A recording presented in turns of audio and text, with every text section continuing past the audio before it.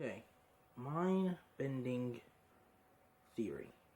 Everybody knows about Marvel Comics and the whole Marvel Cinematic Universe. By the way, I'm a big fan of the Marvel Cinematic Universe. I love everything Marvel or comic book related, as you can see clearly the posters on the wall. But my love for comic book films and everything nerdish, I'm die hard like that. But anyway, I just thought of something. I was watching The Amazing Spider-Man, which if you guys don't know is the one before Captain America Civil War. It's the one with Andrew Garfield, not Tom Holland or Tobey Maguire. It's like the one that they tried to make that was a newer version. Now, the reason I'm bringing this up is because I just thought of this mind-blowing theory that they could use inside the Marvel Cinematic Universe. Now, as you guys already know, since Captain America Civil War, now Marvel has the rights back with Spider-Man. So they're basically, Sony and Marvel are like splitting the rights for Spider-Man. And this is just a little idea / epiphany I came up with. Now, if you guys remember already that we don't have the rights for X-Men. Marvel doesn't have the rights for X-Men right now. I think it's Fox. Fox does. So I was thinking, everybody's talking about how they want to see the mutants and X-Men and all them in the Marvel Cinematic Universe. And what I was thinking of was, if you remember X-Men Days of Future Past, which is the one where everything from X-Men 1 all the way until X-Men 3, I think that was the last stand, everything changes. There's something that I thought about. Now everybody's talking about how, like before they had got the rights and everything like that in Iron Man 2, where the little kid is pretending to be Iron Man at the Stark Expo, and how Tony comes to save him, and that's a little inspiration for Spider-Man. That's a good nudge, but I thought of a better theory. Now, back to The Amazing Spider-Man. If you remember, in The Amazing Spider-Man, he's also a high schooler, right? In The Amazing Spider-Man 2, Gwen dies and everything like that, and he just now graduated. What I was thinking about for a theory that they can make, if they want to bring the X-Men into, the universe, say this is like let's say The Amazing Spider-Man is kind of like a dream and or flashback sequence of before the events were changed. And let's say that when the events were changed, Spider-Man, Peter Parker, isn't, as old as he was, which was Andrew Garfield, and he was like 22, I think, or 21, something like that in Spider-Man, in The Amazing Spider-Man. Now, Tom Holland is 19, but in his Spider-Man, a new Spider-Man is coming up, Spider-Man Homecoming, he's going to be like 15.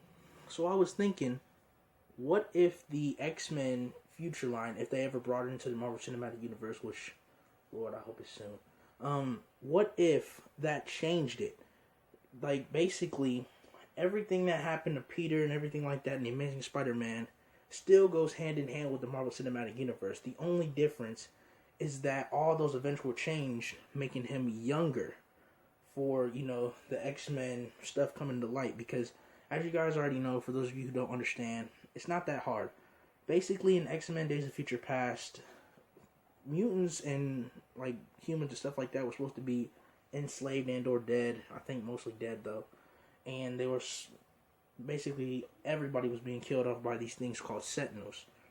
Now, if it hadn't have been for Professor X, I think her name's Kitty Pryde, and of course Wolverine, if she hadn't have made him go back in time, then those events never would have changed. But since all this has changed now, and everything's changed, and now you've seen X-Men Apocalypse and how, Scott is starting off and everything like that, and people are being real confused about why this isn't going to be put in the Marvel Universe, Cinematic Universe. What I think they should do is, like, if they ever, I really, really hope, if they ever put the X-Men or the mutants in general, because they already got Quicksilver and Wanda Maximoff, aka Scarlet Witch, in the Marvel Cinematic Universe. They're mutants, but we're not allowed to call them mutants because Marvel doesn't have the rights. Fox has the rights for them to call them mutants, so they call them, of course, like on Avengers Age of Ultron, enhanced. Which we know that, yes, they are kind of enhanced because their powers were experimented on, but they're still mutants, point blank. Plus, we have another Quicksilver in the X-Men universe.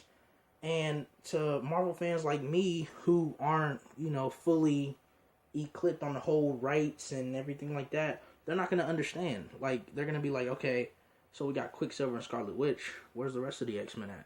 They're not going to understand. What I think, Fox, first of all, you need to split the rights with Marvel, please. You've seen what happened when they did it with Spider-Man. It was perfect.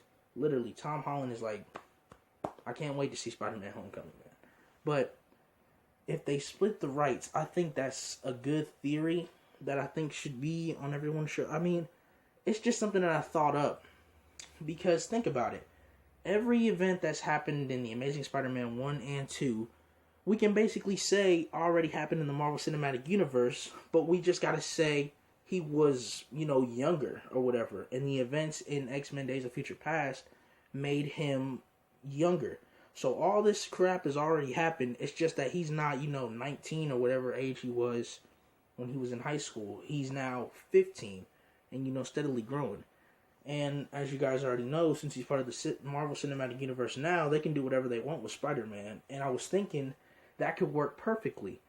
But in order for that to work, we need to know the reason why that would happen. Because I'm always getting questions about, okay, so how come he's older in this movie and that, but then when he goes to Captain America stuff, he turns back young? I've been getting a lot of those questions from, my friends and family and stuff. And honestly, the biggest thing I can tell them is it's a rights difference. So basically, what I think is, if, I keep saying it, I mean it so much, please let us get at least share the rights for the mutants. If that ever happens, we can take all those events from the Amazing Spider-Man 1 and 2 and put them all together and make them fit into the Marvel Cinematic Universe timeline.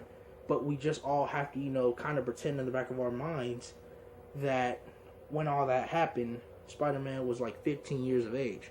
Now, this is just a theory, and I think it's probably... It sounds stupid, but the way I'm thinking about it, it would really, really work. Because, since we're making another Spider-Man Homecoming, we're going to have to see all these villains resurface. We already know what happens with Spider-Man and all that. I'm not trying to see Uncle Ben die or anything like that. But guys, I'm really running out of time here. So, thank you so much for watching. Please like, subscribe.